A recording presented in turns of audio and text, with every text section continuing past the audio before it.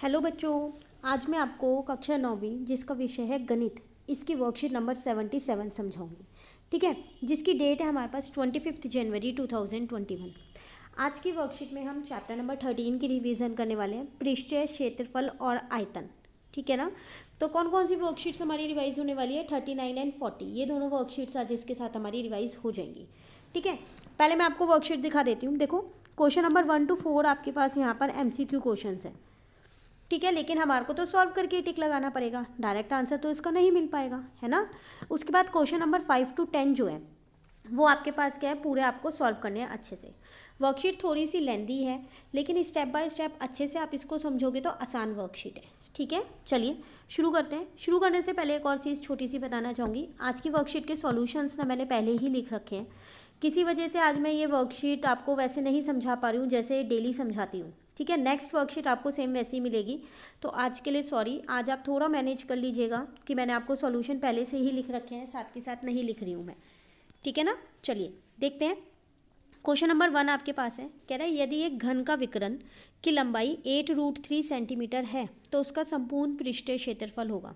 देखो, अब आपको एक घन के विकर्ण की लंबाई दे रखी है। विकर्ण आप सब समझते हो, जैसे अगर मैं आपको इसका बताऊं, चतुर्भुज का विकर्ण ये हो जाएगा, डायगोनल जिसको हम इंग्लिश में कहते हैं, है ना। तो आपको कह रहा है कि आप क्या करो, उसका संपूर्ण पृष्ठीय क्षेत्रफल बताओ।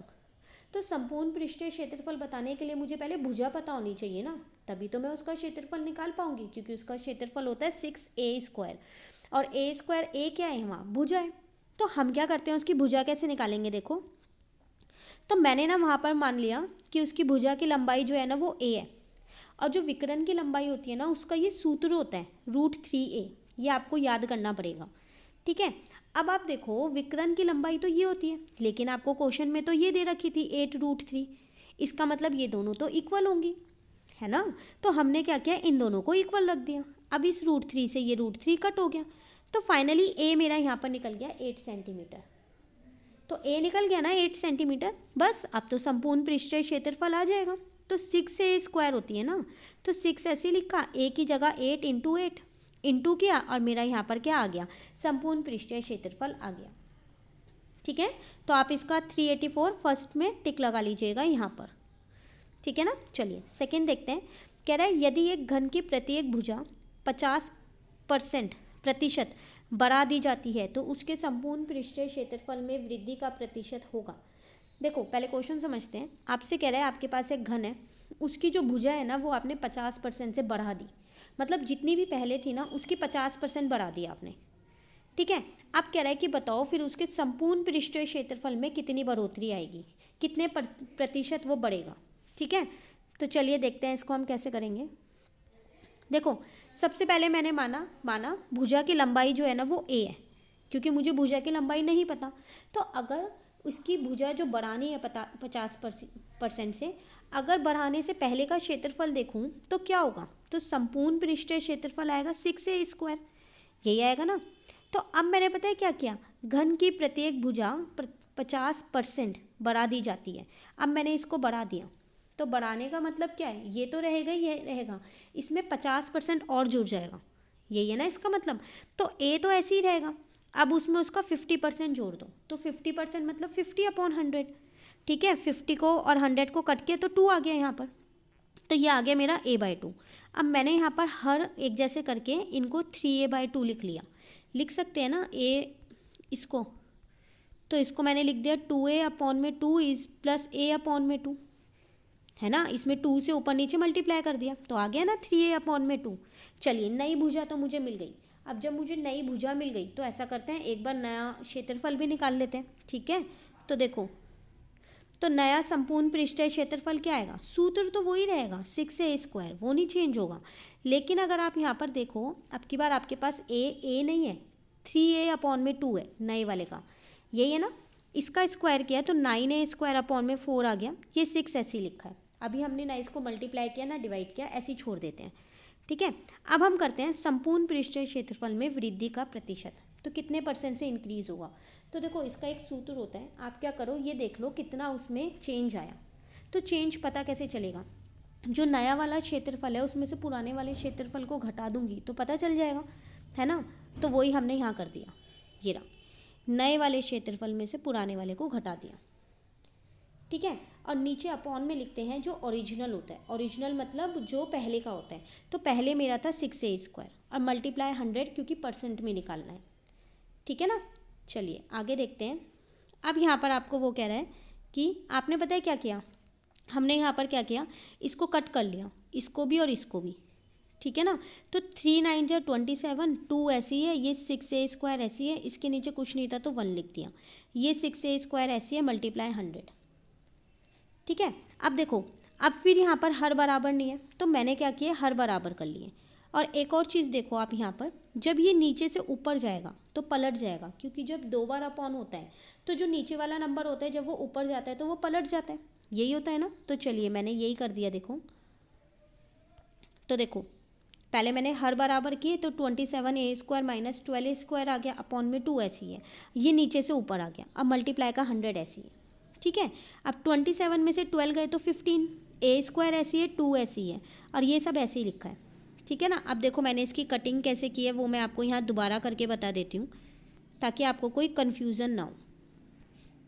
इस a² से ये a² काट दिया, इस 2 से इस 100 को काटा 50, इसको किससे काटा मैंने, 3 से 2 पे, और इसको काटा 3 से 5 पे, इस 2 को इस 50 से काटा 25, बस 5 और 25 ही तो बचा, वो ये लिखा हुआ। तो इसका मतलब कितने परसेंट से उसमें इंक्रीज़ होगा, वो कितने परसेंट से बढ़ेगा, वो 125% से, ठीक है। तो ये रहा आपका आंसर। चलिए अब देखते हैं हम नेक्स्ट क्वेश्चन।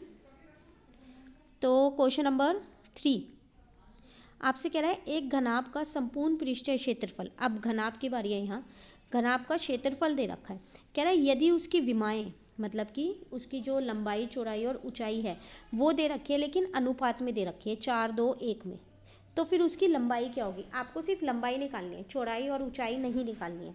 लेकिन पहले जब भी ये अनुपात में देता है तो हम क्या मानते हैं, उनको x में मान लेते हैं, है ना। तो हम वही करते हैं यहाँ पर भी। तो हमने मान लिया कि उसकी जो लंबाई चौड़ाई और ऊंचाई है उसको x की फॉर्म में यहाँ मान लिया। अब आपको पता है संपूर्ण पृष्ठीय क्षेत्रफल का सूत्र ये होता है 2 ब्रैकेट में LB plus BH plus HL। सब चीज़ मुझे पता है, L भी पता है, B भी पता है और H भी पता है, और ये संपूर्ण पृष्ठीय क्षेत्रफल भी पता है 1372, मुझे क्वेश्चन में पहले से ही दे रखा है ना। तो चलिए वो यहाँ लिख लेते हैं। तो मैंने यहाँ पर, अच्छा ये मैं यहाँ लिख देती हूँ, देखो एक सेकेंड, मैं यहाँ क्वेश्चन से दोबारा देख लेती हूँ सेम है या नहीं है। तो 1372 है, ठीक है। तो यहाँ का एक स्टेप मिस हो गया है मेरे से, वो मैं यहाँ लिख देती हूँ, ठीक है ना। देखो 1372, अब 2 ब्रैकेट में इन सबको रखोगे आप, ठीक है ना। तो आपके पास अगर आप L देखो तो वो था 4x, और B देखो तो वो था आपके पास 2x प्लस 2x इंटू में 1x, ठीक है, प्लस 1x, और L आपके पास है 4x इंटू में 4x। अब जब सब आप इनको इंटू करोगे तो ये तो आपका ऐसे ही रहेगा, ये बन जाएगा 2 4 जा 8, 8x², ये बन जाएगा 4 इंटू 2 8x², ठीक है। अच्छा 2 इंटू 1 2x², और ये बन जाएगा 1 इंटू 4 4x², ठीक है। अब आप क्या करो, इस 2 को इधर ले आओ, तो वही स्टेप अब मैंने यहाँ लिख दिया है, ये रहा, ठीक है। तो बीच का इसमें एक छोटा सा स्टेप मेरे से मिस हो गया है लिखने से, तो आप उसको यहाँ पर लिख लीजिएगा, ठीक है। जो मैंने अभी लिखा था वो सेम आप यहाँ पर लिख दीजिएगा, ठीक है। अब आपने क्या किया, यहाँ से x² निकाल लिया, तो x² आपका आया 49। तो जब भी यहाँ से स्क्वायर हटेगा तो यहाँ रूट लग जाएगा, तो x की वैल्यू आप पे आ गई 7, ठीक है ना। अब आपको लंबाई चाहिए, सिर्फ चौड़ाई और ऊंचाई नहीं चाहिए। लंबाई था मेरे पास 4x, तो 4x मतलब 4 इंटू 7, तो आपकी लंबाई आ गई 28, ठीक है। एक छोटा सा स्टेप मेरे से यहाँ पर मिस हो गया है, तो वो आप लिख लीजिएगा। सिर्फ कुछ नहीं करना है, सिर्फ वैल्यूज़ को पुट करना है, इसका मान यहाँ लिखना है और इन सब के मान यहाँ लिखने हैं। जब आप पूरे को हल करोगे ना तो आपका यही आएगा, सिर्फ 2 ही स्टेप यहाँ पर मिस हुए हैं, ठीक है। चलिए आगे देखते हैं। अगले क्वेश्चन में आपसे कह रहा है यहाँ पर 4th में 5 सेंटीमीटर भुजा वाले 3 घनों को किनारे से जोड़कर रखा गया, प्राप्त घनाभ का पृष्ठीय क्षेत्रफल होगा। देखो आपसे कह रहा है, आपने पता है क्या किया, 3 घन लिए, तीनों घनों को एक के साथ एक रख दिया, उसके किनारों से जोड़ दिया, तो वो इस तरीके की आकृति बन गई घनाभ की। अब आपको उसका पृष्ठीय क्षेत्रफल निकालना है। तो देखो पृष्ठीय क्षेत्रफल तो हम आसानी से निकाल सकते हैं, सूत्र हमको पता है 2 ब्रैकेट में LB + BH + HL, लेकिन उसके लिए LB और H पता भी तो होने चाहिए, है ना। तो देखो ये जो है ये लंबाई है, तो ये एक की 5 थी, दूसरे की 5 थी, तीसरे की 5 थी, तीनों की 5-5 मिलके मेरी जो लंबाई है वो कितनी आ गई, 15 आ गई। क्या उसकी चौड़ाई और ऊंचाई में कोई फ़र्क आया होगा? नहीं, क्योंकि आपने ये ऐसे रखे हैं। अगर एक के ऊपर एक रखते तो उसकी ऊंचाई में फ़र्क आता ना। तो अभी तो इसकी जो लंबाई घन की थी वही घन आपकी होगी, और चौड़ाई भी, तो इसका मतलब ये दोनों 5-5 होंगे। सिर्फ इसकी जो है लंबाई चेंज होगी, चौड़ाई और ऊंचाई तो वही रहेगी ना, वो तो नहीं बदलेगी। बस तीनों चीज़ मिल गई, सूत्र में रख देते हैं इसको। तो कहाँ रखा है हमने इसको, ये रहा, ये रहा आपके पास। तो L आपके पास मिल गया, B मिल गया और H मिल गया। ठीक है, यहाँ पर आप इसकी जगह ये लिख देना, प्राप्त घनाभ का क्षेत्रफल, प्राप्त घनाभ की विमाएं। ठीक है, आप यहाँ पर इसको कट करके ये लिख दीजिएगा। ठीक है ना। अब L, B और H आपको तीनों चीज़ मिल गई। ठीक है, अब पृष्ठीय क्षेत्रफल कैसे निकलेगा, सूत्र लगा दो। L की जगह 15, B की जगह 5, B की जगह 5, H की जगह 5, H की जगह 5, L की जगह 15। ठीक है ना। अब हम क्या करेंगे, 15 × 5 75, 5 × 5 25, 5 × 15 75। ठीक है, अब इन तीनों को प्लस किया तो 175, बस इंटू कर दिया और मेरा यहाँ पर उत्तर आ गया। ठीक है, चलिए अगला पढ़ते हैं। अब जो MCQ वाले थे वो हो गए हमारे। क्वेश्चन नंबर 5 से करते हैं। कह रहे हैं एक हॉल की लंबाई 20 मीटर तथा चौड़ाई 16 मीटर है। यदि फर्श तथा समतल छत के क्षेत्रफलों का योग चारों दीवारों के क्षेत्रफलों के योग के बराबर है तो हॉल की ऊंचाई ज्ञात कीजिए। देखो पहले क्वेश्चन को समझो, थोड़ा सा मुश्किल है समझने में।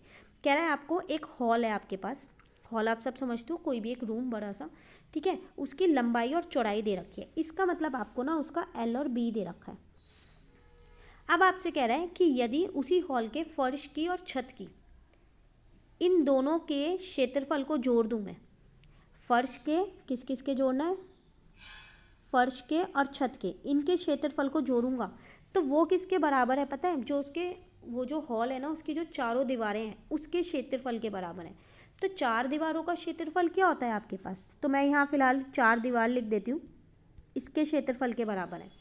तो आपको क्या बताना है, उस हॉल की जो ऊंचाई है वो बतानी है। तो देखो फर्श का क्षेत्रफल क्या होगा, ये आयत के आकार का होता है तो इसका तो L × B होगा, छत भी ऐसी होती है तो उसका भी L × B होगा, है ना। अब आती है बात 4 दीवार की, तो 4 दीवार का क्षेत्रफल क्या होता है, 2H और ब्रैकेट में L + B, यही होता है ना। अब देखो L मुझको पता है, B मुझको पता है, L मुझको पता है, B मुझको पता है, 20 और 16 ही होगा सब में, सिर्फ एक ये H नहीं पता, और H ही तो मुझको निकालना है, हॉल की ऊंचाई ही तो निकालनी है, मतलब कि H निकालना है ना। अब आपको पता चल गया कैसे करना है। चलिए अब हम सिर्फ पुट करते हैं। देखो तो आप हिंदी वाला लिखेंगे, ठीक है। क्वेश्चन नंबर 5 ये रहा। देखो सबसे पहली बात मैंने यहाँ पर लिखा, माना हॉल की ऊंचाई H मीटर है तो फर्श का क्षेत्रफल कितना आएगा, L × B करके निकाल दिया, समतल छत का क्षेत्रफल L × B करके निकाल दिया। अब मुझको पता है जो चारों दीवारों का क्षेत्रफल है वो इन दोनों के क्षेत्रफल के बराबर है, ऐसा ही मुझे क्वेश्चन में दिया था, है ना। तो मैंने इन दोनों का पहले ही निकाल दिया। अब इन दोनों को ही रख दूंगी जो क्षेत्रफल मैंने निकाला है।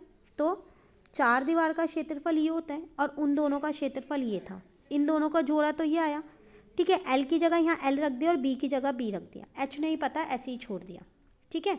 अब देखो 20 + 16 36 हो गया, ये H ऐसी है, ठीक है।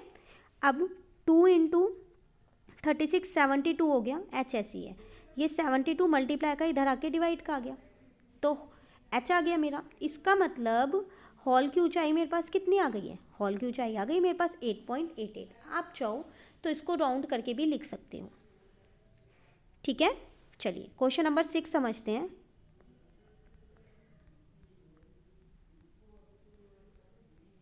क्वेश्चन नंबर 6 आपको कह रहा है यहाँ पर, एक घनाभकार बॉक्स की विमाएं, अब यहाँ पे फिर वही घनाभ की विमाएं दे रखी हैं लेकिन अनुपात में दे रखी हैं, ठीक है, 2, 3, 4 के अनुपात में है।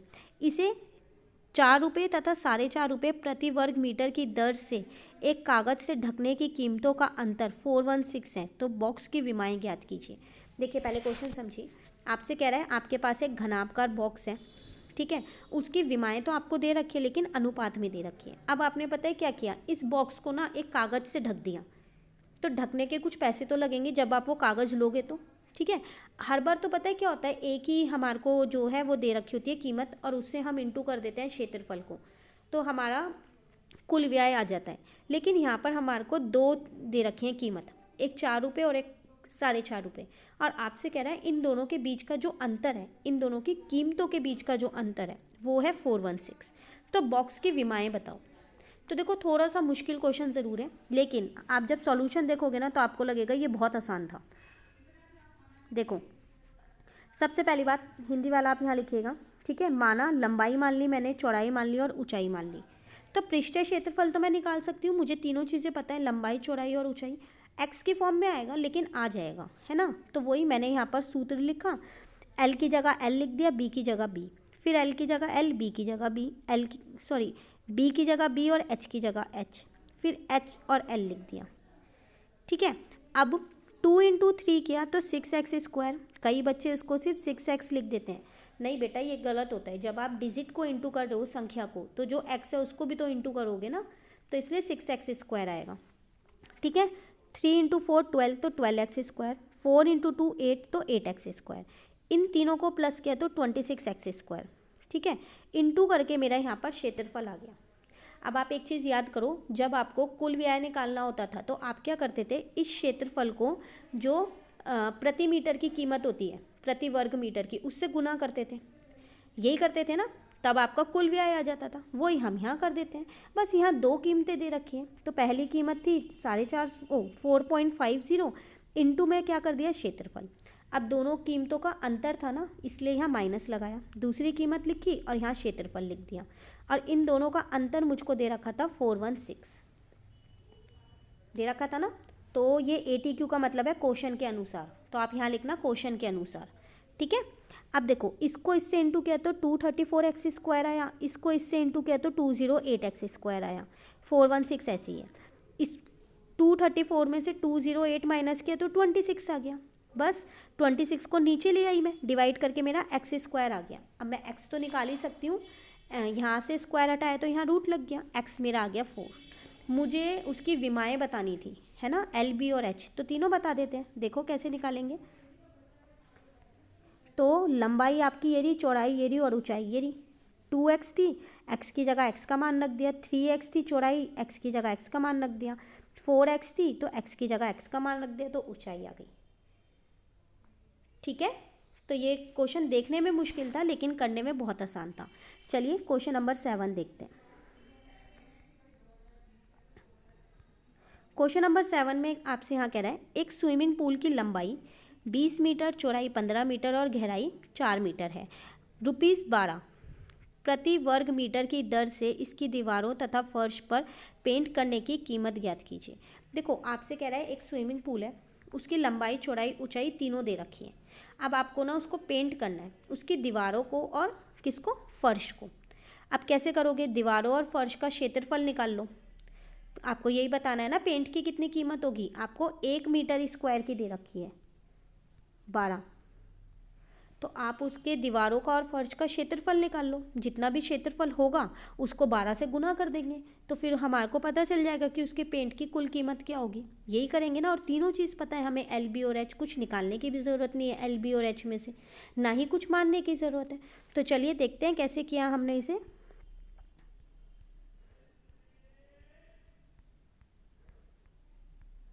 तो आपका ये रहा, देखो लंबाई चौड़ाई ऊंचाई तीनों दी थी, तो मैंने पता है क्या किया, पहले दीवार तथा फर्श का क्षेत्रफल दोनों ही निकाल लिया, ठीक है, एक साथ निकाल लिया। तो दीवार और फर्श, दीवार का तो होगा 2 ब्रैकेट में L + B इंटू में H, क्योंकि 4 दीवारों का क्षेत्रफल तो यही होता है ना। और फर्श का क्षेत्रफल होगा L इंटू में B, ठीक है ना, सब चीज़ पता है। एल की जगह एल रख दिया, बी की जगह बी रख दिया, एच की जगह एच रख दिया, फिर वही एल इंटू बी कर दिया। इसको प्लस किया, 20 + 15 35 इंटू का 4 छोड़ दो, 2 के साथ डायरेक्ट मल्टीप्लाई करके लिख दो, 2 4 जा 8, 20 और 15 को इंटू किया 300। ठीक है, अब 8 को 35 से इंटू किया तो 280 आया और ये 300 ऐसी है। यहाँ तक आपको समझ में आ गया। अब हमने क्या किया, इन दोनों को प्लस कर दिया, तो मेरा ये क्षेत्रफल आ गया किसका, दीवारों का और फर्श का। अब 1 मीटर स्क्वायर का जो कॉस्ट थी, कीमत थी, वो 12 रुपये थी। तो फिर 580 की कितनी होगी, 12 से गुना करके मेरी कीमत आ गई यहाँ पर। ठीक है, इसका मतलब पेंट करने की कीमत मेरी यहाँ कितनी आ गई, 6960। ठीक है, चलिए नेक्स्ट क्वेश्चन देखते हैं। नेक्स्ट क्वेश्चन है आपके पास क्वेश्चन नंबर 1। एक छोटा पौधा घर संपूर्ण रूप से शीशे की पट्टियों से घर के अंदर ही बनाया गया है। देखो आपने क्या किया है, एक ना पौधा घर बनाया, ठीक है। अब उसको क्या किया है, घर पे ही बनाया, शीशों की पट्टियों से आपने उसे बना लिया है, ठीक है। और शीशों की पट्टियों को टेप द्वारा चिपका कर रोका गया है। अब उस शीशों को, शीशे से जो बनाया उसको रोकना भी तो पड़ेगा, वरना तो गिर जाएंगे शीशे, तो आपने उसको टेप से रोका। यह पौधा घर 30 सेंटीमीटर लंबा, 25 सेंटीमीटर चौड़ा और 25 सेंटीमीटर ऊंचा है। उस पौधे घर की आपको लंबाई, चौड़ाई और ऊंचाई तीनों दे रखी है। सबसे पहले तो आपसे कह रहा है इसमें प्रयुक्त शीशे की पट्टियों का क्षेत्रफल बताओ। तो शीशे की पट्टियों का क्षेत्रफल, इसका मतलब क्या करना है, वो जो पौधा घर पूरा जैसे बना है घनाभ के आकार का, उसका क्षेत्रफल निकालना है ना। तो एल भी पता है मुझको, ये रहा, बी ये रहा और एच ये रहा, बस सूत्र लगाएंगे और निकाल देंगे ये तो ये तो बहुत आसान है। देखो तो पौधे घर की मैंने यहाँ पर क्या की, पहले लंबाई, चौड़ाई और ऊंचाई तीनों निकाल ली, ठीक है। तो शीशे की पट्टियों का क्षेत्रफल कैसे निकालेंगे, 2 ब्रैकेट में L B plus B H plus H L. L की जगह एल रख दिया, बी की जगह बी रख दिया, बी की जगह बी रख दिया, एच की जगह एच रख दिया, एच की जगह एच रख दिया, एल की जगह एल रख दिया, ठीक है ना। 30 इंटू 25 किया तो 750, 25 इंटू 25 625, 25 इंटू 30 750, ठीक है। तीनों को प्लस किया 2125, इसको इससे इंटू किया तो मेरा शीशे की पट्टियों का क्षेत्रफल तो आ गया ना। अब आपसे एक और चीज़ कह रहा है इसी क्वेश्चन में, देखो दिखाती हूँ मैं क्या कह रहा है आपसे।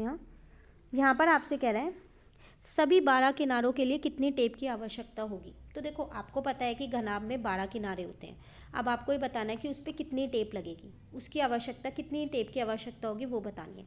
देखो आपको पता है ना कि एक घनाभ में जो है 4 एल होते हैं, 4 बी होते हैं और 4 ही एच होते हैं। तो 4 एल पे टेप लगेगी, एल मतलब लंबाई, 4 बी पे टेप लगेगी मतलब चौड़ाई, 4 एच पे टेप लगेगी मतलब ऊंचाई पे, ठीक है। तो इसका मतलब अगर मैं इन तीनों को जोड़ दूं तो मुझको पता चल जाएगा कि मुझे टेप कितनी चाहिए। तो चलिए इसको यही करते हैं फिर। तो मैंने क्या किया, देखो यहाँ पर कुल टेप की आवश्यकता वही सेम किया। एल मुझे पता है 30 है, बी मुझे पता है और एच मुझे पता है, तीनों चीज़ पता थी, ठीक है। अब मैंने यहाँ पर तीनों को मल्टीप्लाई किया और उसके बाद ऐड कर दिया तो मुझे पता चल गया कि मुझे टेप की कितनी आवश्यकता होगी, ठीक है। चलिए 9th क्वेश्चन करते हैं। 9th क्वेश्चन में आपसे कह रहा है एक कक्षा की लंबाई उसकी चौड़ाई से 2 गुना तथा चौड़ाई उसकी ऊंचाई से 1.5 गुना है। ₹1.60 प्रति वर्ग मीटर की दर से दीवारों पर सफ़ेदी की कीमत ₹179.20 है। कक्षा की विमाएँ ज्ञात कीजिए। देखो एक कक्षा है, आपको पता है ना कि आपके स्कूल में भी क्लासरूम होते हैं ना क्लासरूम, उसकी आपको लंबाई, चौड़ाई और ऊंचाई दे रखी है। लेकिन किस तरीके से दे रखी है, आपसे कह रहा है जो ऊंचाई है ना, जो लंबाई है ना वो उसकी ऊंचाई की 2 गुना है, ठीक है। और जो चौड़ाई है वो उसकी ऊंचाई की 1.5 गुना है। इसका मतलब अगर मैं ऊंचाई को h मानूं तो मेरी लंबाई कितनी आएगी, 2 गुना 2h, और चौड़ाई कितनी आएगी 1.5 गुना। 1.5 गुना मतलब 1/2h, इसका मतलब 3/2h आएगी। तो मुझे L, B और H तीनों ही पता चल गया, ठीक है। अब वो आपसे यहाँ पर क्या कह रहा है, ₹1.60 प्रति वर्ग मीटर की दर से दीवारों पर सफ़ेदी की कीमत। तो अगर आप ₹1.60 के हिसाब से उस दीवार पे पेंट करते हो, 1 मीटर स्क्वायर की कॉस्ट है ये, तो कुल कॉस्ट, जो कुल आपकी कीमत आएगी, कुल व्यय आएगा, वो भी आपको दे रखा है। अक्सर हर बार ऐसा होता है, हमारे को 1 मीटर स्क्वायर की दे रखी होती है और हमें कुल व्यय हमें निकालना होता है। तो हम क्या करते हैं, वहाँ पर जो हमारा क्षेत्रफल आता है उसको उस कुल व्यय से इंटू करते हैं। तो जो 1 मीटर का होता है उससे इंटू करते हैं, तो मेरा यहाँ कुल व्यय आ जाता है। यही होता है ना, अक्सर हम यही करते हैं। अभी हमने पीछे 52x² वाले में भी तो यही किया, 1 मीटर वाले को उसके क्षेत्रफल से गुना किया तो कुल व्यय आ जाएगा, यही किया था। पर यहाँ कुल व्यय मुझे पहले से ही दे रखा है, तो देखो कैसे करेंगे।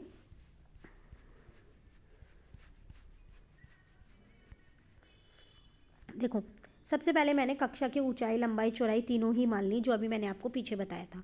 अब 4 दीवारों का क्षेत्रफल मैंने निकाल लिया, क्योंकि मुझको पता है जब क्षेत्रफल को जो कोस से प्रति मीटर वर्ग की कीमत से इंटू करते हैं तो हमारा कुल व्यय आता है। तो अब मेरे को कुल व्यय पहले से दे रखा था, तो 4 दीवारों का क्षेत्रफल कैसे आएगा, इसको इससे डिवाइड करके आ जाएगा ना। तो ये मेरा आपका 4 दीवारों का क्षेत्रफल आ गया। बस अब आसान है, 4 दीवारों का क्षेत्रफल होता क्या है, 2LB, 2 ब्रैकेट में L + B इंटू में H। 4 दीवारों का क्षेत्रफल मैंने पहले ही निकाल लिया, 2 ऐसे ही रहने दिया, L की जगह L, B की जगह B और H की जगह H, क्योंकि H तो H ही था, L और B भी H की ही फॉर्म में थे। ठीक है ना। अब इस 2 को मैं इधर ले आई हूँ अगले स्टेप में, देखो। और यहाँ पर देखो मैंने पता है क्या किया, मैं आपको एक बार दोबारा ये स्टेप दिखाती हूँ। ये जो हर है ये बराबर कर लिए, कैसे, ये लिखा था 2H/1, इनको भी 2 से इंटू कर दिया ताकि हर मेरे बराबर हो जाए, तो 4H/2 हो गया। ठीक है, तो वही चीज़ मैंने यहाँ लिख दी, ये। ठीक है ना। तो देखो जब दोनों साइड पे, दोनों पक्ष पे ये हर एक जैसे होते हैं ना, तो ये कट जाते हैं। ठीक है, तो 112 = 4 + 3 7H, और उसको एक और H से इंटू किया तो H² आ गया। ठीक है, अब इस 7 को मैं नीचे ले आई तो H² मेरा 16 आ गया। तो जब यहाँ से रूट हटेगा तो यहाँ पर स्क्वायर हटेगा तो यहाँ पर रूट लग जाएगा, है ना। तो H आ गया मेरा 4, बस H आ गया ना। आपने लंबाई क्या मानी थी, 2H, तो H की जगह H का मान रख दो। चौड़ाई क्या मानी थी, 3/2H, H की जगह H का मान रख दो। ऊंचाई क्या मानी थी, वो तो H ही थी, तो 4 आ गई। ठीक है, चलिए लास्ट क्वेश्चन और देख लेते हैं जल्दी से, क्वेश्चन नंबर 10, फिर हमारी ये वर्कशीट कंप्लीट हो जाएगी।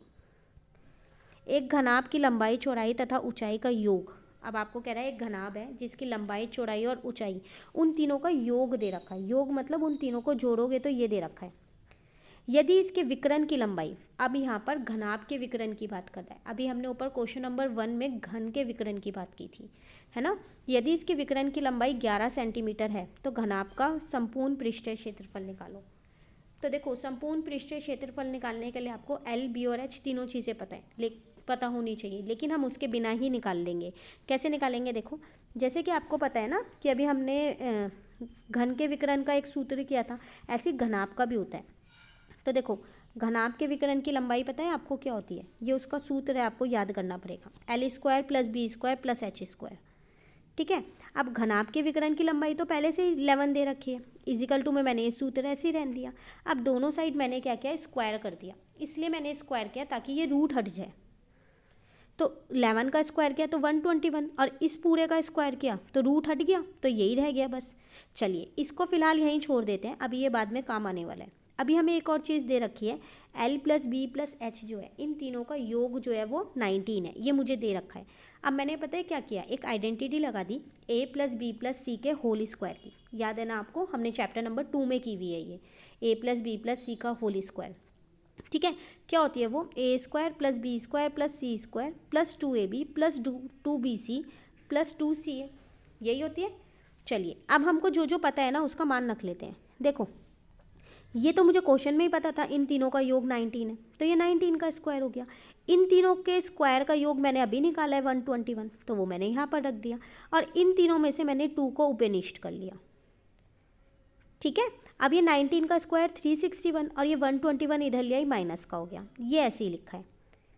ठीक है, अब देखो 361 में से 121 गए तो 240 बचे, यहीं छोड़ दो, इस 2 को यहाँ लाने की कोई ज़रूरत नहीं है। क्यों नहीं है, देखो क्योंकि आपसे वो संपूर्ण पृष्ठीय क्षेत्रफल मांग रहा था, और आप ध्यान से देखो ये संपूर्ण पृष्ठीय क्षेत्रफल का ही तो सूत्र होता है, तो आ गया आपका वो 240।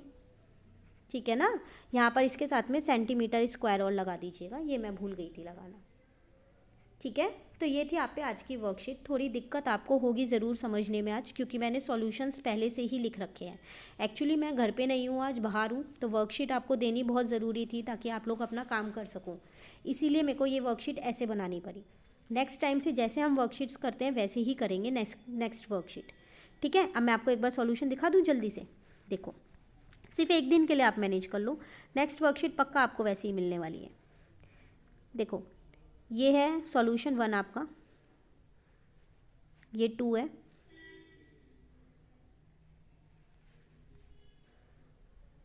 ये भी 2 ही चल रहा है अभी आपका। ठीक है, उसके बाद ये आपके पास ये भी 2 ही है आपका। उसके बाद ये आपके पास सॉल्यूशन 3 है। इसमें याद है ना, आपको एक चीज़ एडिट करनी है, यहाँ पर आपको खुद से लिखना है, सिर्फ वैल्यूज़ को पुट करना है जो मैंने आपको बताया था। ठीक है ना, उसके आगे का स्टेप तो मैंने ये कर ही रखा है, बीच का वो एक पेज यहाँ पर मिसिंग हो गया है मेरे से शायद। ठीक है, ये सॉल्यूशन 4 है, ये सॉल्यूशन 5 है आपका,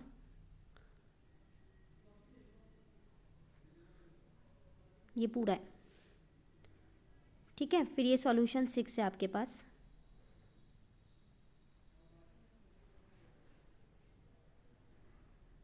ठीक है, ये सॉल्यूशन 7 है,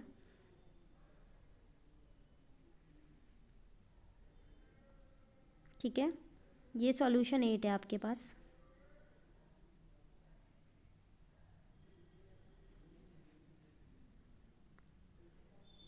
ये सॉल्यूशन 9 है,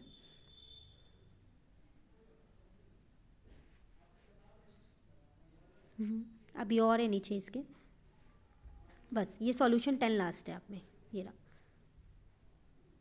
ठीक है, तो यहाँ पर ये वर्कशीट 77 कंप्लीट होती है। अगर आपको ये वीडियो अच्छी लगी तो इसे लाइक ज़रूर कीजिएगा और मेरे चैनल को सब्सक्राइब कीजिएगा। Thank you.